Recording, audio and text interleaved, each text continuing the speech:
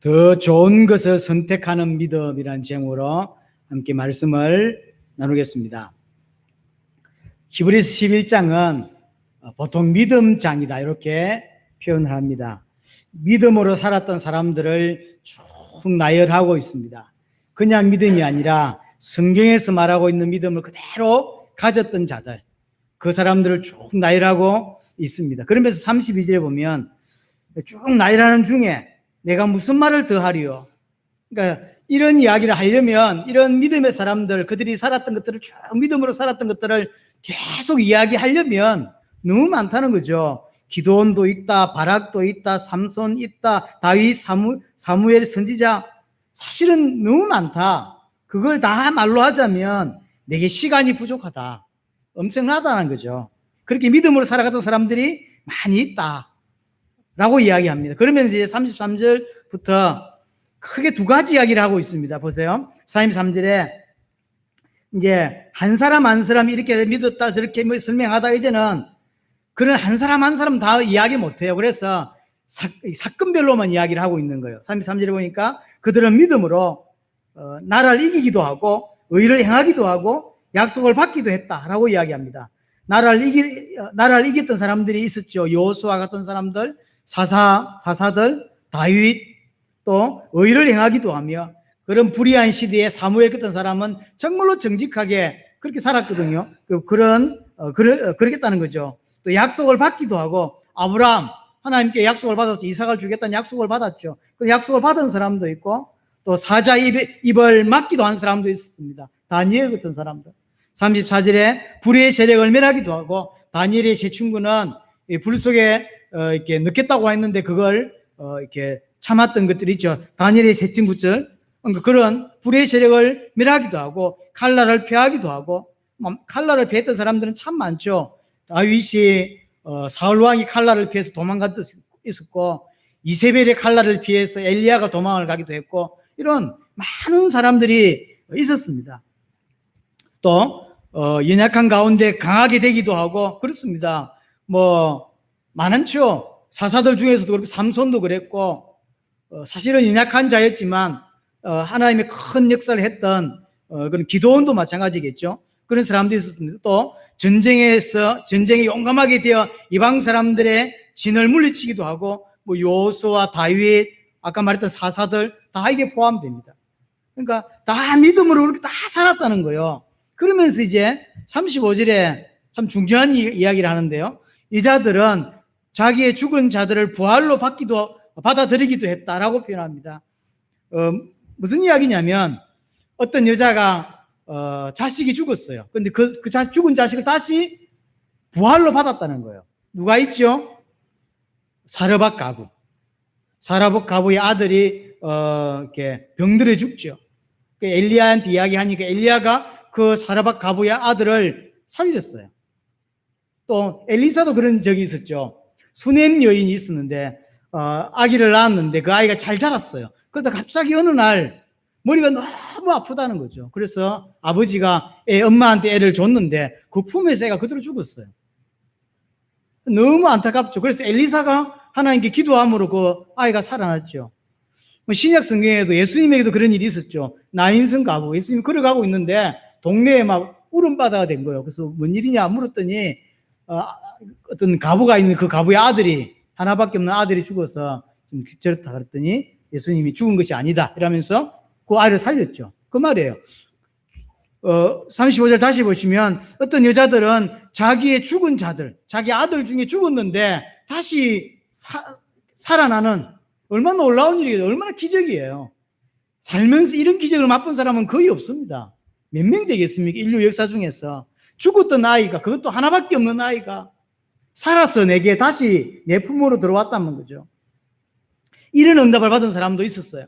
그런데 같은 절에서 또 어떤 사람들은 이런 사람만 있는 게 아니요. 전쟁에 나가서 승리하고 이방 사람들 쫓아내고 불을 막고 그다음 사자 입에서 빠져나오고 이런 아주 기적 같은 아주 성공적인 응답들 또 35절에 봤던 죽은 아들을 다시 살아서 받는 이런 말도 안 되는 기적들을 이런 응답받은 사람도 있은 반면에 35절에 중반부부터 또 어떤 이들은 반대예요. 더 좋은 부활을 얻고자 하여 심한 고문을 받고 또 구차히 풀려나기를 원하지 아니했다는 거예요.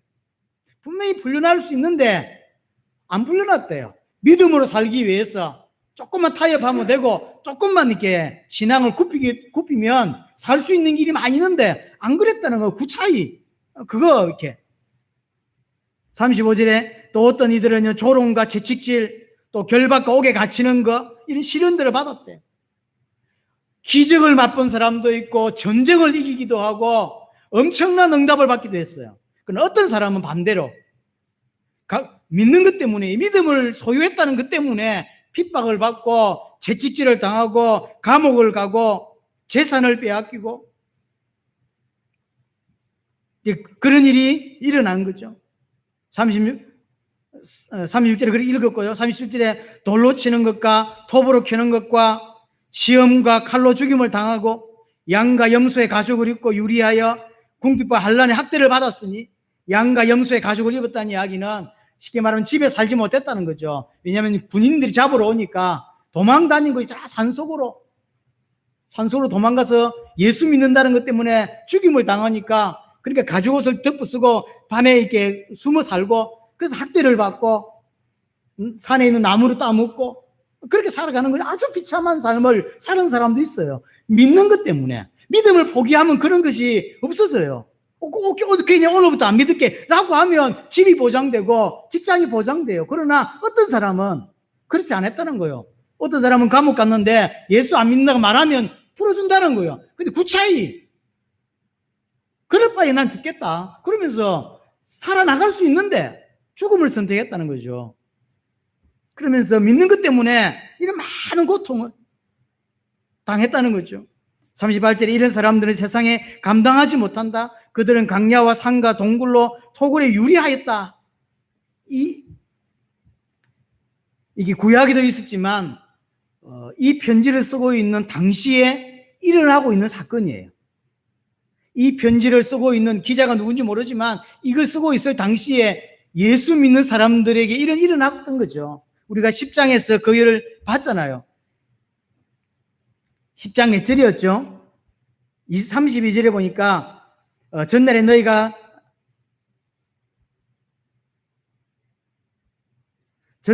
빛을 받은 후에 고난의 큰 싸움을 견뎌낸 것을 생각해라.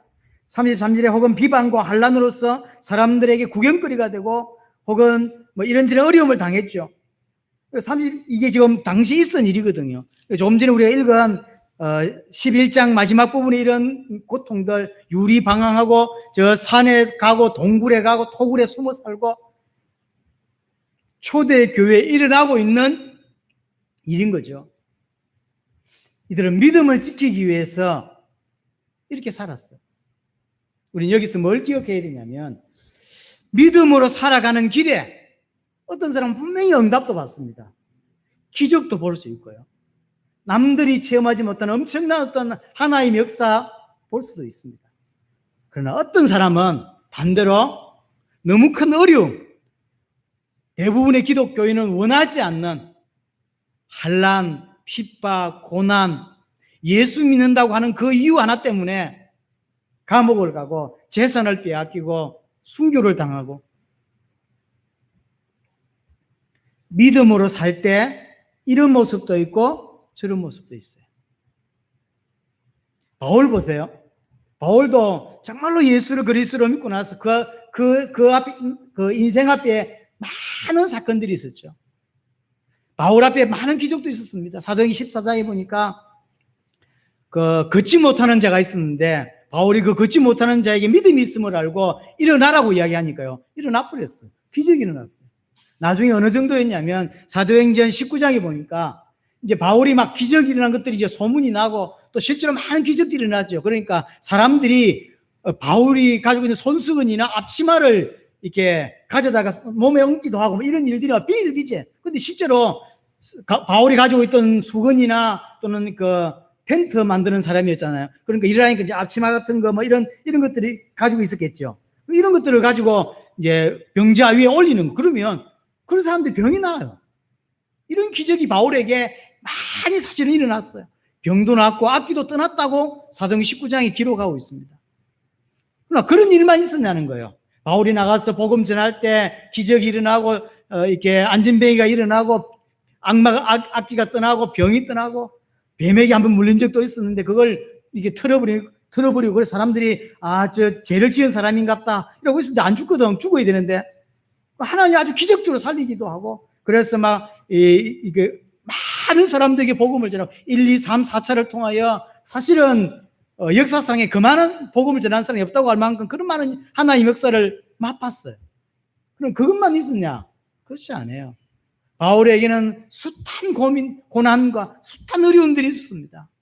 고린도후서 11장에 보면 많은 어려움, 퇴장을 받은 거, 강도를 만났던 거, 죽음의 위기를 만났던 거, 돌에 맞아가 죽었다고 내버린 걸 나중에 살아난 거예요. 그게 사람이 보통이 아니 그냥 한번 기절한 거. 그 문제가 아니잖아요. 제가 기절을 해봐서 알거든요. 제가 지금까지 살면서 한 3번, 4번 기절을 해봐서 내가 아는데 한 번은 눈을 떴더니 교회 앞에 누워 있더라고요. 이게 핑 돌아가지고.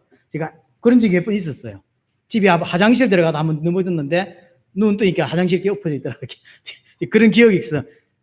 이렇게 기절을 내가 해봤어. 알아요. 또 이게 제가 신학교로 들어가기 비경 중 하나도 부산에서 일하다가 손을 베었는데 피를 보고 그대로 내가 넘어져가지고 눈 뜨니까 병원에 입원해 있더라고요. 찢어져 있는. 제가 한 3번, 4번 기절을 해봤거든요. 기절할 때 그 느낌을 알아요. 이라고 할 때 눈 뜨면 이게 벌써 이렇게.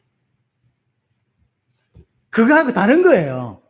이 기절에 일나는 거하고 바울을 돌로 때렸는데 애가 죽었다고 생각. 그래서 사람들이 저 성 밖에다 버린 거예요.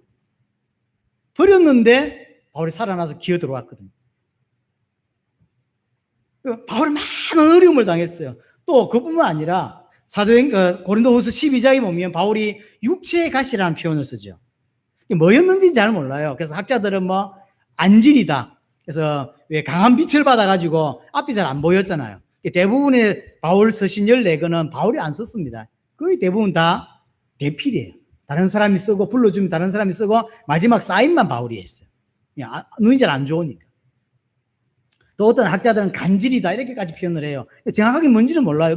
그게 굉장히 괴로웠던 것 같아요. 그래서 정말로 딱 마음을 작정하고 3번 하나님께 정말로 간절히 하나님께 기도했대요. 그랬더니 하나님이 뭐라 그러죠? 바울이 세계복음만 하는 사람 아닙니까? 그런 안질이었는지 간질이었는지 모르지만 없는 게 세계복음에 도움이 될까요? 있는 게 도움이 될까요? 없는 게 도움이 되겠죠. 하나님은 네 은혜가 내게 족하다 라고 표현했어요. 바울이 가는 길에 기적도 일어나고 죽은 자도 살리고 많은 역사들, 지금 지구 역사 기독교인 중에서 그 많은 응답을 받은 사람이 없어요. 그러나 그것만 있는 게 아니에요. 그것만 있는 게 믿는 것 때문에 많은 환난도 받고, 믿는 것 때문에 돌을 맞고, 믿는 것 때문에 핍박을 당하고, 믿는 것 때문에 조롱을 당하고, 믿는 것 때문에 죽음의 위기를 당하는 그런 일도 있었습니다. 우리는 여기서 뭐 하나를 기억해야 되냐면 한국도 그렇고 전 세계도 그래요. 사실은 믿음에 대한 참 많은 오해를 하고 있어요. 어떤 프레임을 가지고 있냐면 예수 믿는다라고 하는 건 응답받는다 라고 하는 어떤 틀을 가 있는 것 같아요. 그래서 예수를 왜 믿어? 응답받아야 돼. 예수 믿는 거 이꼴 육신의 응답받는 이렇게 기본 틀. 그래서 간증하는 사람들이 간증 대부분은 99%는 뭐냐면 하나님께 기도해서 응답받은 거예요. 그 응답이 세계복음의 응답이 아니라 육신의 응답이 다예요. 내가 이렇게 기도했더니 부자가 됐고, 이렇게 기도했더니 병이 나왔고, 이렇게 기도했더니 문제가 해결되었고, 이렇게 기도했더니 이렇게 됐다는 거죠. 그럼 그걸 듣는 사람들은 어떻게 하겠죠? 저래야 되겠구나. 그 설교들도 보면요, 제가 느끼기에 좀 가한지 모르겠지만 제가 느끼기에 대한민국의 거의 80% 90% 설교는 이렇게 하면 하나님 이렇게 역사하셔 이런 거예요. 응답받는 비결 6가지 이런 거 있잖아요. 제가 정말 싫어하는 어떤 설교 스타일이에요. 치유받는 방법 4가지 이런 거 있잖아요. 전도되는 2가지 방법 이런 거 있잖아요. 전부 2가지, 4가지, 6가지, 12가지 뭐 5만 가지가 다 있어요. 다 틀린 거거든요. 자세히 보면 너무 좋은 말 같아요. 치유가 좋은 말이잖아요. 응답이 좋은 말이잖아요. 기직이 좋은 말이잖아요. 응답받는 게 좋은 거잖아요. 그런데 가만히 보면 그게 전부 육신이에요. 이렇게 기도했더니 하나님이 이렇게 응답하시더라. 이렇게 행동했더니 하나님이 이렇게 응답을 주시더라는 거거든요. 간증하는 사람 잘 보세요. 암이 있었는데 내가 하나님도 모르고 살았는데 이렇게 기도했더니 암이 나왔다. 그런 거잖아요. 그렇잖아요. 이렇게 헌금을 했더니 하나님 배로 이렇게 주셨다면서. 그런 간증. 그래서 듣고 있다. 11조를 꼬박꼬박 잘하니까 하나님이 축복하는구나. 그래서 막 없는 돈에 11조를 꼬박꼬박 했는데 1년 했는데 안 되거든. 이상하네. 저는 됐다고 했는데. 그래서 왕의 재정 이래서 하면서 하잖아요. 막. 전부 꼬시는 거예요. 왕의 재정 자세히 들어보세요. 다 하나님이 거라는 거죠. 맞지? 그래서 자세히 보면 이렇게 헌금하니까 하나님이 이렇게 역사하셨다는 거죠. 그래서 하나님이 시험해 보라고 했다. 시험해 보라고 하나님 그 헌금하는 건 도둑질이다 이러면서 시험해 봐라. 당연히 이렇게 응답받을 수밖에 없는 거다. 그래서 자세히 보면 이렇게 했더니 이런 응답이 왔다는 거죠. 11조를 이렇게 딱 했더니 하나님이 이렇게 10배로 이렇게 우리에게 허락해 주셨다. 뭐 이런 거거든. 그런 걸 듣고 자란 많은 신앙인들, 믿음이 없다고 생각하는 사람들이 나도 저러면 되겠구나. 따라가는 거예요.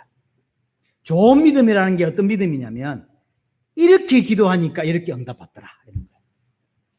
그래서 예수 믿는 이유도 그런 거예요. 응답받겠다는 거죠.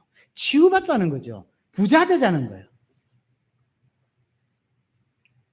예수 믿으면 과연 모든 병이 다 낫는가요? 예수 믿으면 내 육신의 문제가 정말로 다 해결되는가요? 예수 믿으면 다 부자가 되냐는 거예요. 그럼 초대교를 보세요. 예수를 정말로 믿고 예수를 그리스도로 정말로 믿었는데 그들은 다 병 나았는지, 그들은 다 부자가 됐는지, 그들은 다 응답을 받았는지.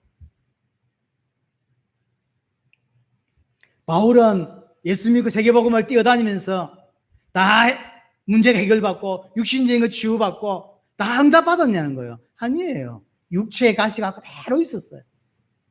정확한 이유는 알 수 없지만 하나님 왜 계속 놔두시는지는 알 수 없지만 내 은혜가 내게 촉하다고 하면서 하나님은 그에게 남겨두셨어요. 제가 느끼기에 작금의 기독교는 지금 대한민국의 기독교는 종교로 변해버렸어요. 전 세계 기독교는 종교로 변해버렸어요. 우상숭배가 돼버렸어요. 저 밖에 우상숭배하는 사람들이 뭘 세워놓고 빌죠. 100일 기도를 하기도 하고 뭐 그런 거 있잖아. 100일 기도, 뭐 어떤 기도 뭐 이런 거 있잖아요. 왜 하죠? 그 우상이 좋아서가 아닙니다. 그걸 가지고 자기가 지금 갖고 있던 문제 이런 걸 응답받겠다는 거거든요. 응답받겠다는 거예요. 예를 들어서 내가 정말로 해결할 수 없는 어떤 문제가 있어. 그게 자식의 문제였던, 가정의 문제였던, 그 작정을 딱 하고, 어디 가서 이제 새벽 4시 또는 5시간 정해서 가서 이렇게 108번 하고 뭐 이렇게 하는 거예요, 자꾸. 작정은. 왜 할까요? 그거 해결받으려고. 그럼 교회 와서 하는 사람들이, 교회 와서 기도하는 것들의 거의 90%는 보세요. 이거예요. 이렇게 기도하면 이렇게 응답하시겠지. 이렇게 기도하면 하나님 날 축복하시겠지. 라고 하는 거죠. 그렇지 않다는 거예요. 우리의 선배들 보세요. 36절에 보세요. 또 어떤 사람들은 조롱과 채찍질을 받았다고 했잖아요. 결박과 옥에 갇히는 것들이 있었어요. 당시 상황이 이랬어요. 거기 보니까 37절 돌로 치는 것과 특별히 스데반이 돌에 맞아 죽었잖아요. 또 톱으로 켜는 것. 얼마나 사람들이 악합니까? 믿는다고 하는 이유 때문에 사람을 톱으로 잘랐어요. 누구죠? 대표적인 사람이 이사야 선지자입니다. 머나세라고 하는 왕이 아주 악한 왕이거든요. 이 왕이 이사야가 자꾸 올바른 메시지를 전하니까 기분이 나쁜 거예요. 나도 하나님 믿는데 자꾸 그런다면서. 그래서 잡아다가 이렇게 두동강에를 냈다 그러죠. 얼마나 악합니까? 톱으로 켜는 것과 믿는 것 때문에 시험과 칼로 죽임을 당하고 많은 사람들이 칼에 죽고 양과 염소의 가죽을 입고 유리하며 궁핍과 환난의 학대를 받고 38절 마지막에 그들이 광야와 산과 동굴과 토굴에 유리하였다. 특별히 이는 당시의 문제이기도 하고 특별히 이 부분이 대부분의 신학자들은 말라기로부터 이제 신약이 시작될 때까지 한 400년대 시간이 있죠. 요걸 신구약 중간기라고 표현을 합니다. 구약이 끝이 났죠. 그게 말라기죠. 그게 BC 400년도입니다. 예수님 태어날 때까지 이 기간이 한 400년대예요. 사실은 이 기간이 성경에도 굉장히 중요한 기간이지만 세계 역사에서 굉장히 중요한 기간이었어요. 알다시피 인물 하나가 나타나가지고 전 세계를 숲시간에 장악한 인물이 하나 나타났죠. 그게 알렉산더죠. 마게도냐에서 이름 하나가 나왔는데 그게 마게도냐, 그 알렉산더. 근데 이 알렉산더가 전 세계를 장악했는데 오래 못 살았어요. 32살? 33살입니까? BC 323년에 요절을 해요. 정확하게 지금까지도 왜 죽었는지 알 수 없습니다. 중요한 건 엄청난 땅을 정복해놓고 죽었어요. 이제 아들이 있긴 합니다. 이제 조그만한 이제 갓난아이가 결국 살해당했죠. 그럼 저 전 세계 정복한 나라 어떻게 되죠? 부하들이 싹 갈라먹었죠. 좋은 말로 나누어서 통치했다 그러고 나쁜 말로 싹 갈라먹었죠. 처음에 6명이 갈라먹었다. 나중에 2명은 떨어져 나가고 4명이 전체를. 중요한 건 이스라엘을 누가 장악했냐면 프톨레미 왕조라고. 프톨레미 왕조 지금의 이집트입니다. 프톨레미 왕조가 이스라엘을 딱 장악하고 있었어요. 그러다가 한 120년을 통치하고 있었는데 그 이후에 지금의 시리아죠. 시리아의 셀루쿠즈 왕조라고 있습니다. 이 시리아 팀이 프톨레미를 몰아내고 이제 이게 다스리게 됩니다. 이때부터 문제가 생겨요. 안티오쿠스 4세라고는 아주 이상한 왕 하나가 나온 이게 악질이에요. 이 악질이 로마하고 전쟁을 했다가 졌던 거예요. 그러니까 그 분풀이를 어디다 하냐면 지고 돌아오면서 시리아를 가기 위해서는 이스라엘을 거쳐가야 돼요. 그러니까 에루살림을 거쳐가면서 에루살림을 장악하고 있잖아요. 거쳐가면서 유대인들이 성전에서 예배하고 이러거든요. 그래서 그게 꼴보기 싫은 거예요. 그래서 그날부로 할례 금지, 율법서 다 불태우고 그 다음에 제사장들 목 잘라 죽이고 그 다음에 성전에다가 돼지피를 뿌리고 제우스 신상을 세우고 그런 거예요. 어느 정도였냐면 할례한다는 것은 언약을 붙잡고 있다는 뜻이거든요. 그래서 할례한 그 집에 사람들 다 몰살 또 어느 정도였냐면 할례한 아이를 확인하고요. 할례한 아이 해봤자 뭐 한 살, 두 살밖에 안 되는 목을 쳐요. 그 목에다 줄을 따라가지고 엄마 목에다 걸어준 거예요. 그리고 다니게 했어요. 얼마나 사람이 악한지요. 안 죽으려면 성전에 가면 안 되고요. 안 죽으려면 여호와를 부인해야 되는 거예요. 이런 상황이 벌어진 거예요. 말도 안 되는 이야기죠. 그래서 그 당시에 이 사람이 이제 신앙을 포기했는지 안 포기했는지 볼 수 있는 척도가 뭐냐면 돼지고기예요. 돼지고기를 딱 앞에 갖다 놓고 먹어. 이래서 먹으면 신앙을 포기한 거예요. 왜냐하면 구약시대는 돼지고기는 아주 불결한. 그래서 절대 돼지고기 안 먹습니다. 지금 우리가 주면 감사하게 잘라서 삼겹살 구워 먹지. 그 당시는 안 그래요. 신앙의 척도 중에 하나가 뭐냐면 돼지고기를 먹는 거예요. 그러니까 돼지고기를 갖다 놓고 이제 먹어. 그래서 먹으면 이제 신앙을 포기한 거예요. 변질된 거죠. 이제 배교자가 된 거예요. 그렇게 해서 수많은 사람들을 죽였다니까. 이 오늘 11장 37절, 38절을 전부 이때 이야기라는 거죠. 그래서 너무 많은 사람들이 어려움을 당하니까 이제 가만히 있겠습니까? 사람들이 이왕 죽을 거 대드는 거예요. 그게 마카비 혁명이라 그래요. 우리나라로 따지면 독립운동과 같은 거예요. 희한하죠. 마카비 혁명이 일어나서 사실은 이제 셀루쿠즈 왕조를 쫓아냅니다. 다행스럽게 쫓아내죠. 그걸 성경에서는 수전절이라 그러고 그걸 이제 그들 말로는 한우카라 그래요. 7월 며칠로 알고 있는데 제가 기억으로는 하여튼 가장 큰 명절입니다. 독립운동 같은 거니까요. 독립된 거니까. 요한복음 10장에 보면 수전절이라고 나와요. 그게 그때예요. 여하튼 어떤 일이 있었냐면 이제 마카비스라고, 우리는 뭐 성경으로 인정하지 않지만 천주교에서는 이 성경으로 인정을 합니다. 마카비 상, 마카비 하라는 게 있어요. 우리는 믿을만 하진 않다, 참고할 만하다, 그 정도입니다. 뭐 그렇게 이해하면 돼요. 여기 유명한 일화가 하나 있는데 그게 뭐냐면 어머니와 7 아들이에요. 그래서 이 안티오코스 4세가 이제 돼지고기를 썰어 놓고는요 한 접시 먹게 하는 거예요. 그래서 먹으면 집에 가고 안 먹으면 죽이는 거예요. 여기에 이제 엄마와 7 아들을 둔 이 가족이 이제 잡혀온 거예요. 그래서 이제 첫째 놓고 이제 엄마 보는 앞에서 첫째 아들 먹어, 안 먹는다는 거예요. 그러니까 아마 요 기록에 마카비 하 7장에 보면 이런 표현이 되어 있어요. 22절에 보면 너희들이 어떻게 내 뱃속에 생기게 되었나는 모른다. 너희들에게 목숨을 주어 살게 하면서 내가 아니며 또 너희들의 신체 각 부분을 제자리에 붙여준 것도 내가 아니다. 하나님이 은혜로 하나님께서 내게 선물로 너희를 주신 것이지 내가 낳은 게 아니라는 거죠. 23절에 너희가 지금 너희들 자신보다 하나님의 율법을 귀중하게 생각하고 있으니 사람이 출생할 때 그 모양을 만들어 주시고 만물의 형성하신 창조주께서 자비로운 마음으로 너희에게 목숨과 생명을 다시 주실 것이다. 그래서 타협하지 마라. 타협하지 마라. 아마 이렇게 표현한 거 보니까 각 마디마다 하나님이 그 있을 곳에 팔을 주고 있을 곳에 다리를 주신 거 한 거 보니까 아마 우리나라 말로 능지처참을 한 것 같아요. 앞부분을 보면 이런 표현이 있어요. 마카비서 7장에 보니까 이제 돼지고기를 이제 잘라놓고 먹으라고 강요를 합니다. 그래놓고는 안 먹는다고 하니까 큰 솥을 준비해놓고 속과 가마를 달구는 거예요. 그리고는 안 먹는다고 하니까 그 첫째의 혀를 잘라가지고 혀를 잘라버린 거예요. 혀 자른다고 안 죽죠.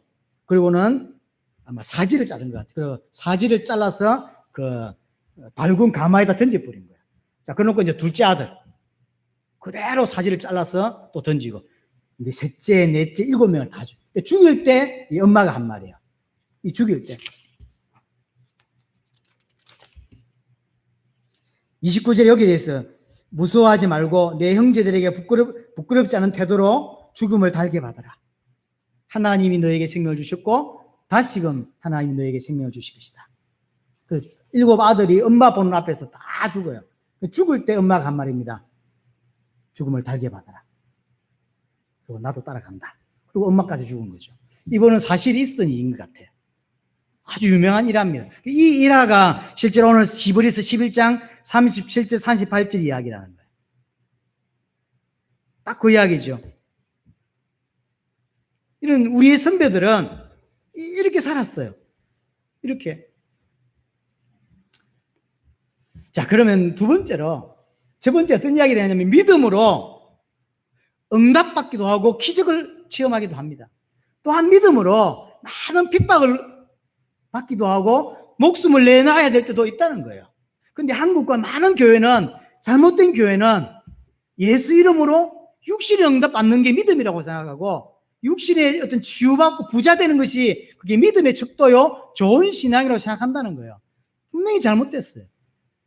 우리의 선배들은 그렇지 않았다는 거예요. 그 이야기를 지금 히브리서 기자가 쫙 한 거예요. 자, 그럼 두 번째로 왜 이런 선택을 했냐는 거예요. 왜 이런 선택을? 이게 왜 그러냐면 이것이 믿음의 어떤 성격을 보여주는 좋은 표현입니다. 믿음이라고 하는 게 우리에게 오면 믿음은 좋은 것을 선택하게 만들어준다는 거예요. 자, 11장 24절을 한번 볼게요. 우리가 오늘 안 읽었는데 24절은 모세 이야기입니다. 모세.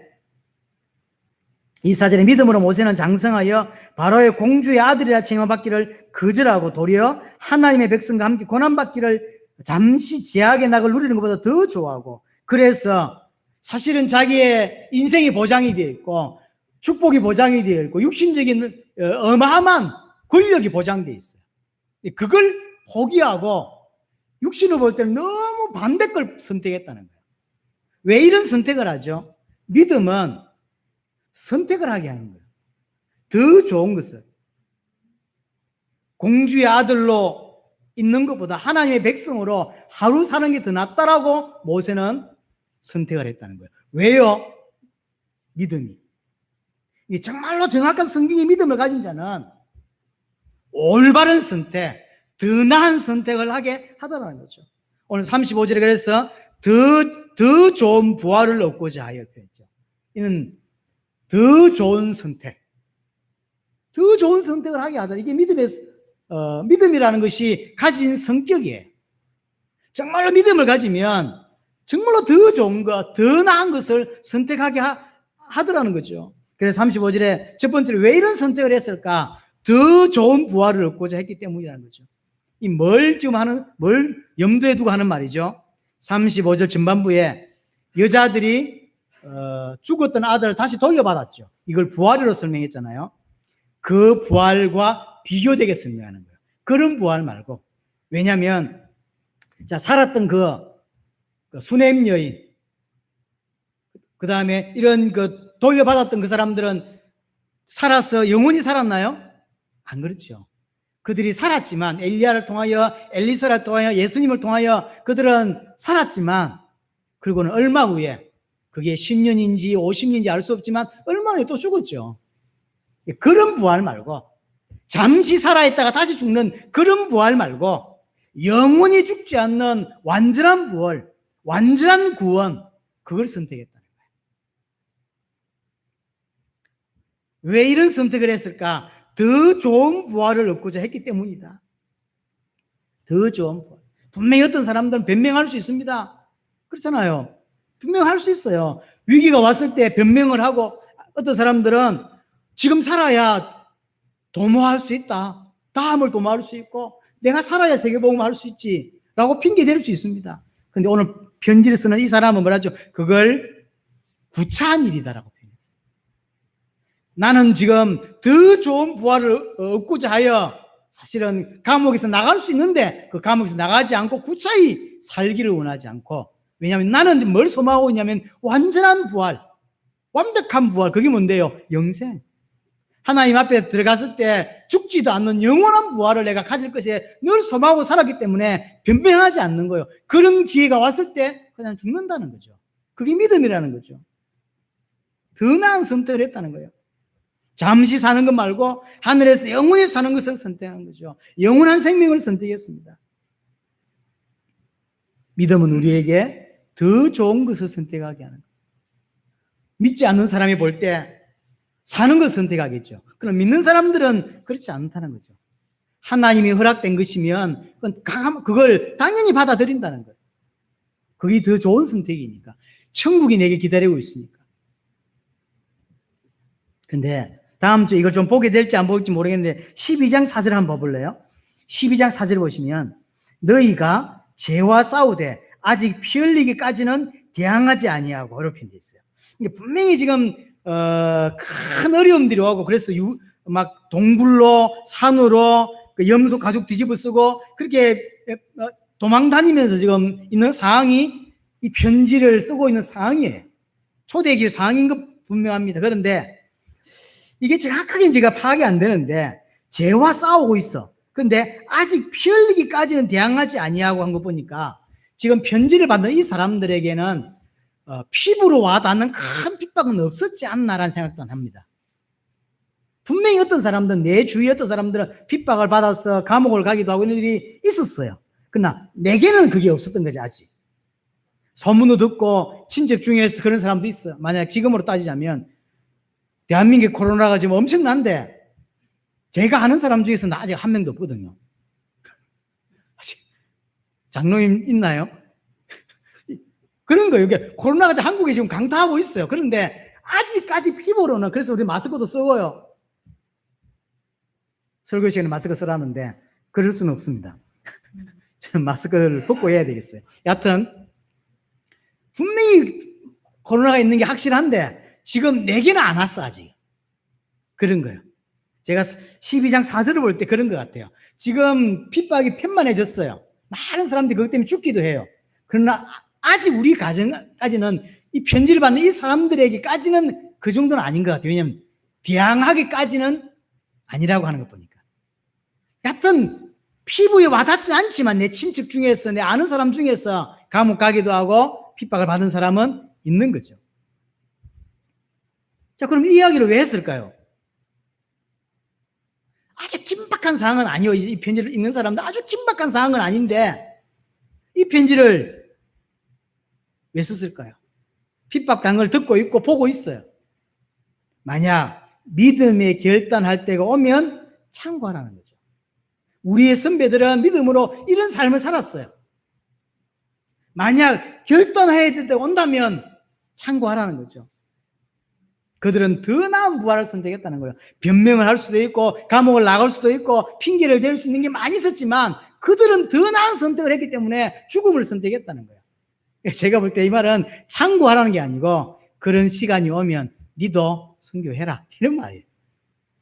구차히 내일을 도모한다며 구차히 살아야 된다며 내가 있어야 내가 없으면 교회가 안 되고 내가 없으면 세계복음화지 많은 문제가 오니까 하나님 저를 살려주십시오. 구차하다는 거예요. 네게 그런 시간표가 오면 그냥 순교하라 이 말인 것 같아요. 안 그러면 굳이 이야기를 할 필요가 없는 거죠. 우리 선배들은 변명하지 않고 그 길을 갔다. 우리 앞에 믿음을 가졌던 그 사람들은 두말하지 않고 순교의 길을 걸어갔다. 핍박받으면서 즐거워했다. 니도 만약 그런 일이 생긴다면 참고해라 이런 말인데 사실은 참고하라 가로 열고 니도 그리 해라. 니도 순교해라. 그런 말이죠 사실은. 또 하나가 뭐냐면 왜 이런 선택을 했을까?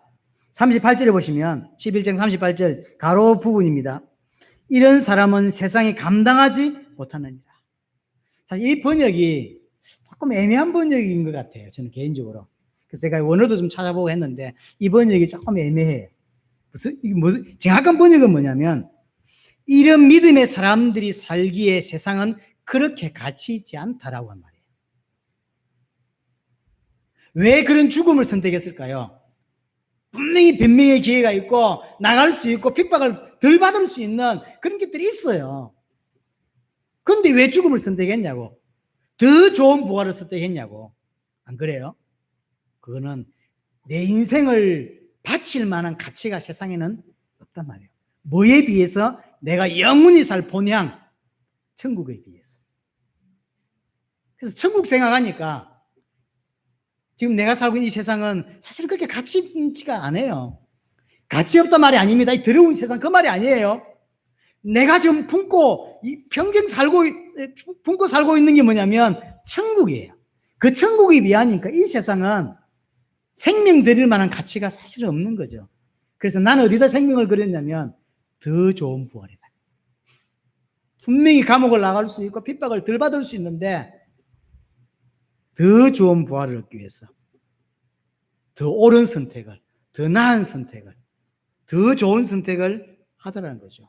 세상을 보면서. 왜냐하면 세상은 내 생명을 드릴 만한 가치가 없기 때문에.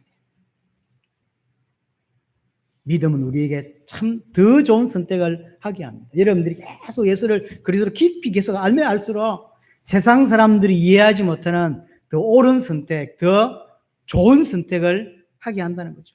결론적으로 39절 40절입니다. 자 보세요. 이 사람들은 다 믿음으로 말미암아 증거를 받았다. 증거를 받았단 말을 지난주 설명했습니다. 증거를 받았단 말은 하나님께 다 인정을 받았다. 이런 사람들의 믿음을 하나님이 기뻐하시고 하나님이 인정해 주신다. 성경에 수많은 사람들의 믿음이 나옵니다. 그러나 정말로 하나님이 인정해 주는 믿음, 더 좋은 선택을 하는 이 믿음, 세상이 그렇게 내 생명을 던질 만한 가치가 있다고 믿지 않는, 그렇죠? 여러분들이 생명을 던질 만한 가치는 세상에 없습니다. 여러분들이 생명을 투자해야 될 만큼 가치 있는 건 세상에 없어요. 우리가 투자해야 될 건 본향이에요. 천국이에요.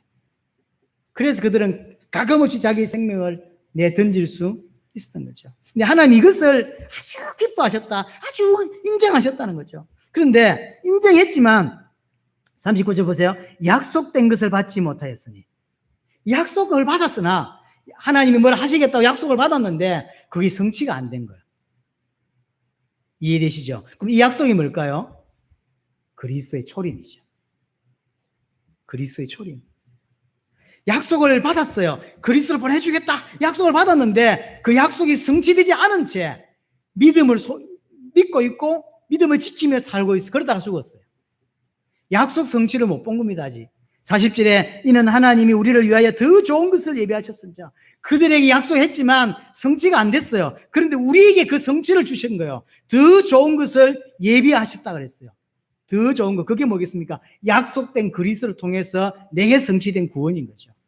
구약의 사람들은 약속만 받았지 그 성취를 못 봤어요. 왜냐하면 그리스도가 아직 안 오셨으니까. 그러나 나는 지금 신약시대에 이 편지를 받고 있는 사람들은 그 약속된 것이 우리 앞에 왔고 실제 십자가와 부활로 성취된 것을 받고 그래서 경험했어요. 그것으로 통해서 더 좋은 거, 구원이 완성되는 거죠. 그걸 내가 경험하게 된 거죠. 우리의 선배들은 약속을 받았지만 그것이 자기 인생에 성취되지 못했어요. 그럼에도 불구하고 그들은 믿었고 믿음을 유지하며 믿음을 지켜내며 믿음으로 살아갔던 거죠. 그 믿음을 지키는데 고난이 오면 고난을 받고 그 믿음을 지키는데 고통이 오면 고통을 받았던 거죠. 왜냐하면 그게 더 좋은 거라고 믿었기 때문인 거죠. 왜냐하면 그들이 가야 될 천국이 보장되어 있으니까. 아직 그리스도 오시지도 않았는데. 40절 마지막 그래서 그들로 온전함을 이루지 못하게 하려 하심이라. 그들은 그래서 믿었지만 완성되지 못했단 말이에요. 근데 우리를 통하여 우리의 성취된 그것을 통하여 그들의 믿음 또한 온전하게 되었단 말이에요.